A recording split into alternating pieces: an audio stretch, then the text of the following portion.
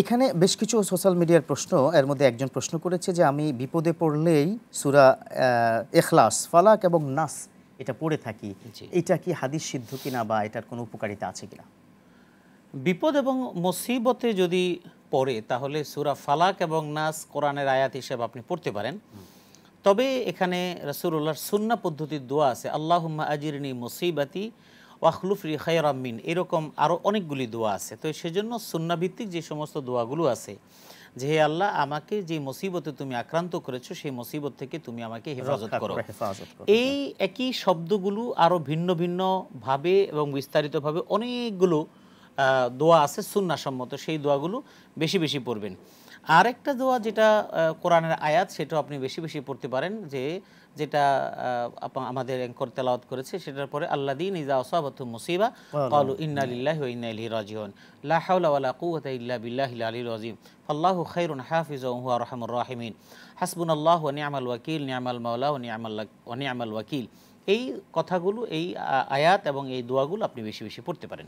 জি, ইয়া হাইয়ু ইয়া কাইয়ুম, এই শব্দটি বা এই দুটো মানে আল্লাহর জিকির করা, এটা কি বিপদের সময় কোনো সুন্নাহ পদ্ধতি? এটা আমরা পড়তে পারি, এটা পড়া যায়, ইয়া হাইয়ু ইয়া কাইয়ুম বিরহমাতিকা আস্তাগীস। এটা আসলে আল্লাহর বরত্ব, শ্রেষ্ঠত্ব এবং সেই সাথে আল্লাহ যে চিরঞ্জীব, মহিয়ান এবং চিরস্থায়ী, এটা বোঝানোর উদ্দেশ্য হলো, যেমন লা হাওলা ওয়ালা কুওয়াতা ইল্লা বিল্লাহ, এটা তার উদ্দেশ্য কি, যে আসলে আমার জীবনের কোনো কিছুই আল্লাহর সীমা রেখার বাইরে না, সব কিছুই তার শক্তিমত্তার ভিতরে।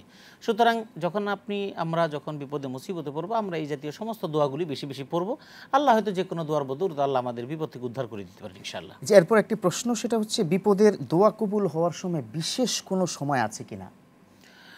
দোয়া কবুলের অনেকগুলো সময় আছে, সেগুলো প্রায় হাদিসের যে বর্ণনা আছে, সিয়াসিত্তার হাদিসের যে বর্ণনা অনুপাতে প্রত্যেকটা হাদিসের কিতাবের মধ্যে 2-4টা করে উল্লেখ করা আছে। তাতে প্রায় 29 থেকে 30টার মতো একদম অ্যাকুরেট জায়গা আছে যেখানে দোয়া কবুল হয়। যেই দোয়া কবুল হওয়ার মধ্যে, সেজন্য আপনি একদম ফার্স্ট টাইম দোয়া কবুল হওয়ার 2টা জায়গা, আসলে এগুলি বলতে তো অনেক সময় লেগে যায়, তারপর আমি একটু মৌলিক কথা বলি। রাসূলুল্লাহ সাল্লাল্লাহু আলাইহি সাল্লামকে আল্লাহ রাসূল সাহাবায়ে কেরাম জিজ্ঞেস করেছিলেন যে আইয়ু দুআ ইয়াসমাউ, কোন সময় দোয়া করলে আল্লাহ খুব দ্রুত শোনেন এবং কবুল করেন। আর রাসূল সাল্লাল্লাহু আলাইহি ওয়াসাল্লাম বলেছেন যে আদ-দুআ ফি জাওফিল লাইল ওয়াস সালাতু ফি কুল্লি সালাতিন মাকতুবা, একটা হলো মধ্য রজনীতে অর্থাৎ শেষ রাতে তাহাজ্জুদের সময়, আর একটা হলো ফরজ সালাতের সালাম ফিরানোর পর, অর্থাৎ ফরজ সালাতের সালাম ফিরানোর পর কিন্তু আদিয়ায়ে মাসুরা আছে, মাসনুন দোয়া আছে, দোয়াগুলো পড়ে এরপর একা একা নিজের মনের কথাগুলো বলা, এটা হলো দোয়া কবুলের একটা সময়। এরপরে দোয়া কবুলের আরেকটা সময় বাদা সালাতিল ফজরি ক্বাবলা সালাতিল মাগরিব, এখানে এই সময়টা দোয়া কবুলের সময়। সেই সময়টা কোনটা? ফাতহুল বারি, বুখারীর যে সরা গ্রন্থকার, তো সেখানে বিস্তারিত ব্যাখ্যা লিখেছেন আয়েশা সিদ্দিকা রাদিয়াল্লাহু তাআলা আনহা।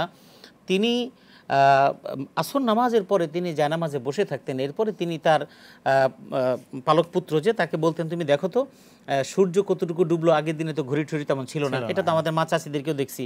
তো তিনি এবং সূর্যের দিকে তাকাতেন, সূর্যের দিকে তাকিয়ে বলতেন যে হ্যাঁ সূর্য ডুবে যাবে যাবে ভাব, তখনই তিনি দোয়া করতেন। তার মানে এই হাদিসের দ্বারা ফাতহুল বারি ইবনে হাজার আসকালানী রাহিমাহুল্লাহ তাআলা তিনি এটাই করেছেন যে আসলে দোয়া কবুলের সময় হলো যখন নাকি সূর্যটা কিছুটা ডুবে যাচ্ছে, এরকম একটা মুহূর্তে দোয়া লালিমা হয়, মানে লালিমা যেটা যখন হয়। এরপরে আযান এবং ইকামতের মাঝখানের সময়গুলো দোয়া কবুলের। খুতবা যখন শুরু করবে ইমাম সাহেব, ওই সময়ের আগে দোয়া কবুল হয়, এবং অনেকগুলো দোয়া কবুল হওয়ার জায়গা আছে।